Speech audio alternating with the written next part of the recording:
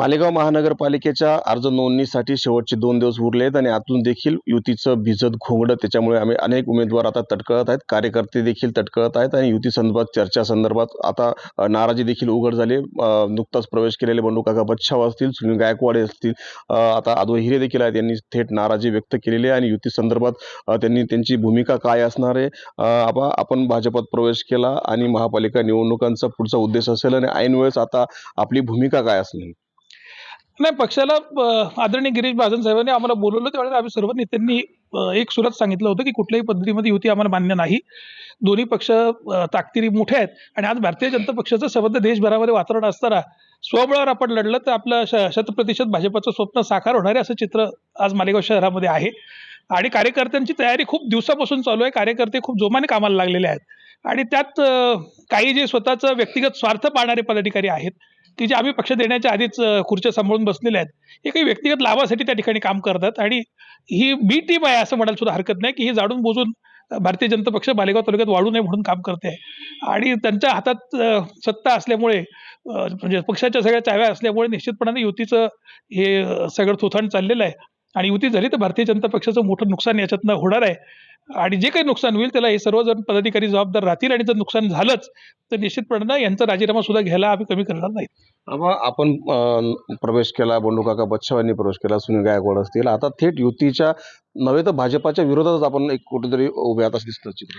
भाजपाच्या विरोधात आम्ही अजिबात नाही. पक्षश्रेष्ठींचा याच्यामध्ये कुठलाही दोष नाही. त्यांनी पूर्णपणे अधिकार हे स्थानिक स्तरावर दिले होते आणि स्थानिक स्तरावर जे पदाधिकारी आहेत ते पक्षाशी बेईमानी करतायत. त्यामुळे पक्षावरती कुठलीही आमची नाराजी नाही, पक्षाच्या विरोधात आमची भूमिका नाही आणि कुठल्याही व्यासपीठावर आम्ही जाणार नाही, पक्षाच्या विरोधात कुठलंही काम करणार नाही. आम्ही सगळ्यांनी तटस्थ राहण्याची भूमिका घेतलेली आहे. जे कार्यकर्ते भेटतील त्यांना पक्षालाच मतदान करायला सांगू आणि मतदानाच्या दिवशी आम्ही स्वतः सुद्धा पक्षाच्या सगळ्या उमेदवारांना मतदान करू. त्यामध्ये कुठलाही गैरसमज नाही.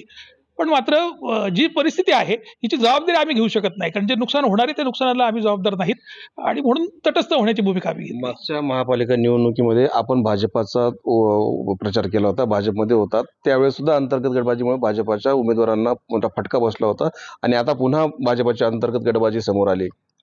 नाही, मुळातलं त्यावेळेसची सिच्युएशन वेगळी होती, आजची वेगळी आहे. आणि त्यावेळेला 2 गट झाले होते आणि ते आमच्या एक सन्मान्य नेत्यांमुळे झाले होते. पण तरी सुद्धा आम्ही एकत्रितपणानं काम केलं आणि 9 जागा अशा अडचणीच्या काळात सुद्धा आम्ही निवडून आणल्या. आज तर सगळे एकोप्याने आहेत, पक्ष एकत्र आहे, मोठ्या शक्तीने आम्ही सगळे एकत्र आहोत. मागच्या वेळी बंडू काका आमच्यावर नव्हते, यावेळेला बंडू काकांची शक्ती आमच्यावर आलेली आहे. आणि असं सगळं असताना मागचे 9 सिटिंग नगरसेवक आमचे आहेत. 2 सिटिंग नगरसेवक हे शिवसेनेचे हे आमच्याकडे आलेले आहेत आणि 11 आता आमच्याकडे सिटिंग मेंबर्स असताना आम्ही 5 आणि 6 जागांसाठी तडजोड करावी या गोष्टीत आम्ही मान्य नाही. किमान 16-17 जागा या सन्मानानं दिल्या गेल्या पाहिजेत. आणि आज सन्मान्य मंत्री महोदय जे या ठिकाणी शिवसेनेच्या तिकिटावर निवडून आलेले आहेत ते युतीचा धर्म पाळून निवडून आलेले आहेत आणि त्यामुळे त्यांच्या मतदानामध्ये सुद्धा 50% वाटा हा भारतीय जनता पक्षाचा आहे. या ठिकाणी आमच्याकडे खासदार नाही, या ठिकाणी आमच्याकडे आमदार नाही आणि त्यामुळे युतीमध्ये थोडंसं महापालिका एकच आमच्याजवळ सत्ता केंद्र आहे. या ठिकाणी आम्हाला झुपचं माप जर दिलं आणि 15-16 जागा जर आम्हाला सन्मानजनक मिळत असतील तर निश्चितपणानं युती केली पाहिजे होती. पण तशी काही समोरून भूमिका नाहीये आणि त्यामुळे 6 आणि 7 जागांवरती तडजोड करून आहेत त्या सिटिंग लोकांना सुद्धा आपण तिकीट देऊ शकणार नाही. अशा संकटात पक्षाला द्यायचं कशासाठी. आपल्या या तिघांच्या गटबाजीमुळे किंवा तिघांच्या तटस्थपणामुळे भाजपाच्या उमेदवारांना मोठा फटका बसेल, युतीला फटका बसेल, या संदर्भात आपण वरिष्ठांची चर्चा केली का? नेमकं आपलं काही बोलणं झालं का त्याच्यामध्ये? आमच्या सगळ्या भावना वरिष्ठांपर्यंत आम्ही पोहोचवलेल्या आहेत.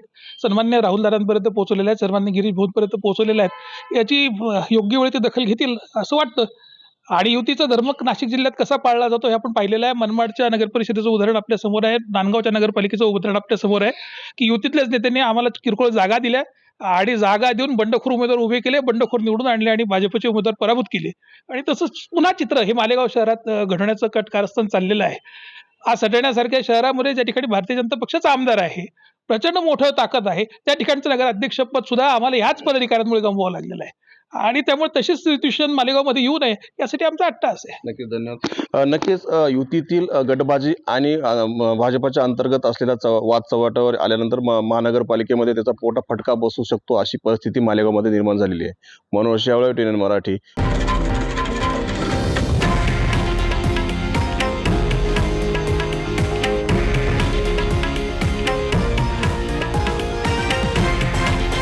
हे आहे देशातील नंबर 1 न्यूज नेटवर्क आणि आपण पाहत आहात TV9 मराठी, एकमेव